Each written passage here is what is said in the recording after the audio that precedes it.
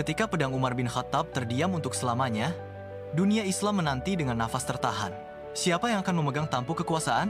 Dan bagaimana nasib kaum Yahudi dan Kristen di tanah-tanah Islam setelah itu? Inilah cerita sejarah yang tak banyak diungkap, penuh intrik, toleransi, dan ketegasan yang mengguncang dunia. Wafatnya Umar bin Khattab awal dari sebuah perubahan tahun 644 Masehi. Umar bin Khattab, sang khalifah kedua, gugur ditikam oleh Abu Luluah, seorang budak dari Persia. Umat Islam berduka, dunia gemetar. Pribadi yang membawa keadilan ke pelosok dunia Islam itu kini tiada. Tapi roda sejarah tak berhenti. Dalam suasana genting, Majelis Syura dibentuk. 6 sahabat utama Rasulullah duduk bermusyawarah. Dan dari sana, terpilihlah Utsman bin Affan, khalifah ketiga Islam. Utsman bin Affan, sang dermawan yang lembut, tapi tegas. Utsman dikenal sebagai sahabat yang paling dermawan.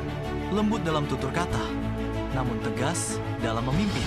Di masa pemerintahannya, penaklukan negeri-negeri terus berlanjut. Armenia, Persia, Afrika Utara, dan bahkan Siprus. Tapi yang menarik, justru bukan hanya ekspansi, melainkan bagaimana Utsman memperlakukan penduduk non-Muslim, terutama Yahudi dan Kristen, dan mereka hidup di bawah naungan Islam.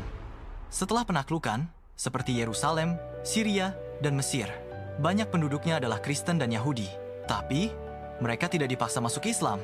Sebaliknya, diberikan jaminan keamanan lewat sistem Ahlal Zimmah, yaitu perjanjian perlindungan terhadap non-Muslim yang hidup di bawah pemerintahan Islam. Mereka boleh beribadah di gereja dan sinagog, tetap memegang ajaran mereka, bahkan mendapat perlindungan dari tentara Islam, asal membayar jizyah pajak khusus untuk non-Muslim dan tidak berkhianat terhadap negara. Di saat Kekaisaran Bizantium menindas sekte-sekte Kristen kecil, Islam justru menjadi pelindung minoritas. Ahlul Kitab mendapat hak dan keadilan. Utsman memastikan bahwa semua warga, baik Muslim maupun non-Muslim, mendapat perlakuan adil. Banyak Yahudi dan Kristen lebih memilih hidup di bawah kekuasaan Islam daripada kembali ke tangan Romawi atau Persia. Bahkan sebagian dari mereka mengisi posisi penting dalam administrasi, menjadi saksi bahwa khilafah bukan kekuasaan tiran, tapi pelindung keadilan. Intrik dan akhir pemerintahan Utsman. Namun, masa damai itu tak berlangsung tanpa gejolak. Tuduhan nepotisme, pemberontakan dari wilayah jauh, dan fitnah politik mulai mengguncang. Hingga akhirnya, pada tahun 656 Masehi, Utsman dibunuh di rumahnya sendiri saat sedang membaca Al-Quran.